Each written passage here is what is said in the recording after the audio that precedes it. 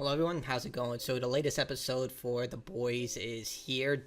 The Beware the Jabberwock, My Son, and it's decent. It does feel like a filler episode like on an anime show, but it's decent enough that it focuses more on the personal relationships between each of the characters and the problems they are facing. Starlight with the recent when she terminated her pregnancy and basically everyone turned against her, with Frenchie dealing with his infidelity and unsure if he can ever be cleansed of the sins he's committed and feeling like he needs to be punished. Kimoko, when she has to deal with whether her relationship with Frenchie and how much she cares for him and still wants to be in his life.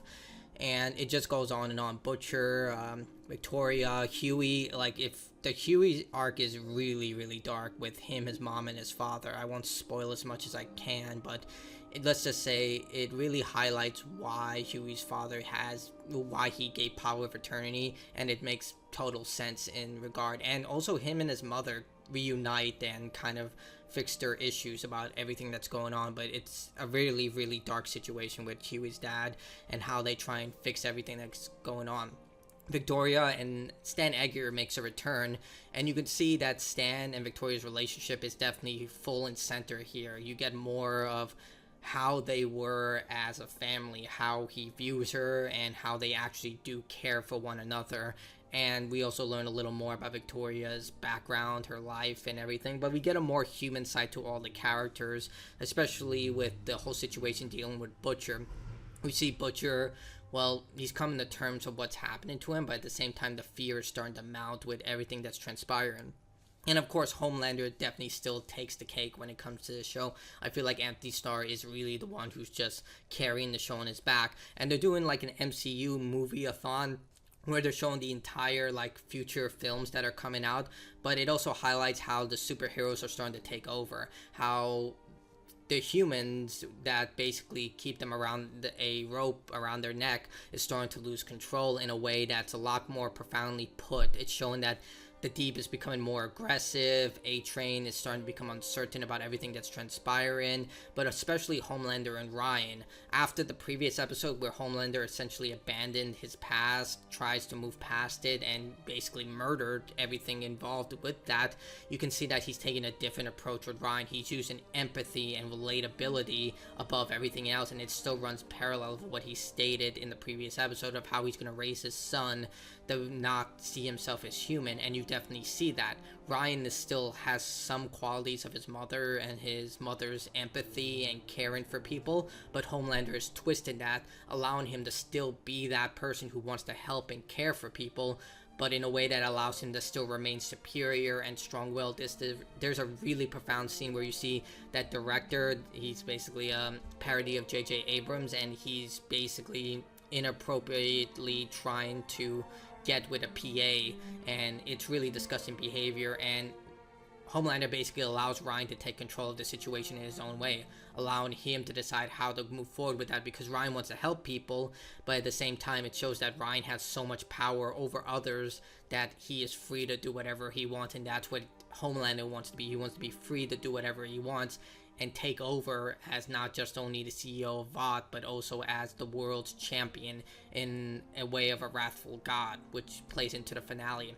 Now, Sister Sage is kind of pushed in the background. We know what she's thinking. We know that she's aware of everything that's going on, and she's kind of just, I would say, toying with A-Train and everyone else, but in a very, I wouldn't say sinister way, but in a way where she knows that if A-Train wanted, he could just run through her and just kill her instantly. Like, it seems that way, where she understands that she's in a precarious position where she does have power, but not true power. Maybe I'm reading that wrong, but it just seems that she understands her position, but she also understands that she doesn't have total control of the situation. He's trying to see that.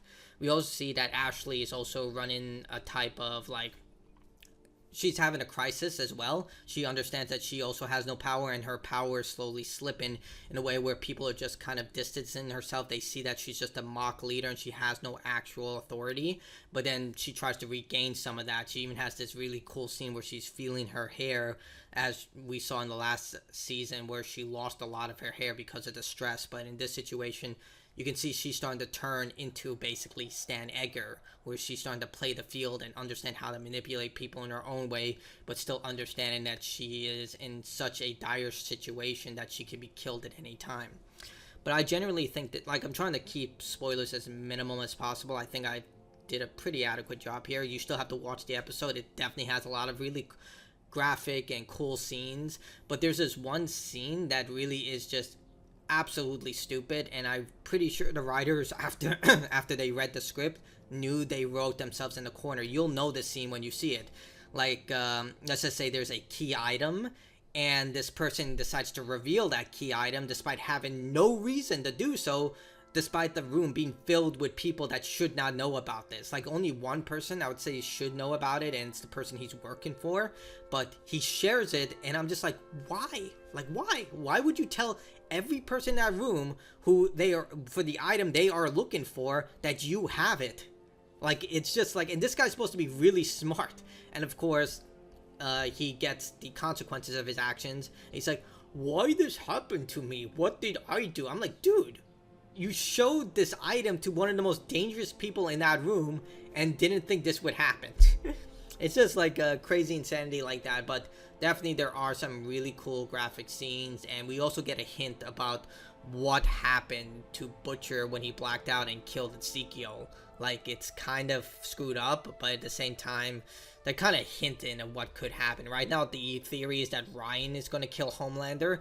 I think it's the opposite. I don't think it's going to be Ryan. I think it's going to be Billy, and I think A-Train is going to betray them completely and fight on the boys' side. But I think that Billy is actually going to be the one who kills him, because if you know in the comic book, technically, well, Billy doesn't kill Homelander, but he kills Homelander's double. I won't say what it was, even though the book is like years old and it's everywhere, but you know what I'm talking about. But I think they're moving to that, where they're going to have that speech that him and, well, that encounter that Homelander and Billy had, where they were like, we want to have one final fight, Scorch Earth, where both of them fight to the death. I think that's still the plan. Like, based on everything that I've seen right now in this episode and the previous episode, I think that's going to come full circle, that it is going to be a fight to the death between Billy and Homelander, and they're going to end up killing each other, where Ryan is kind of like, he's going to be like, Ryan, no, this is still your dad, I'm not going to let you do this, and he's going to just, like, it's just going to go full soup. So that's what I think with it. If I were to give this a score, I would give it I guess I would give it a mid-6. It's still good, but it definitely feels like filler. Like, a lot of this episode could have been condensed into about maybe half the size of the episode, and I'm still really irked about that one scene with, like, what were you thinking showing that thing? But yeah, well, I'm not as hyped for the next episode as I was hyped for this episode based on the cliffhanger of the previous episode. So we'll see how things go. Hopefully the next one kind of regains momentum. I'm still like really fickle about this season. Like, only one episode kind of has had me like saying this is a great season, and that was the previous episode. At this point, I'm still thinking the season is like a 6. Maybe it will change later on, but yeah, that's my opinion on the episode.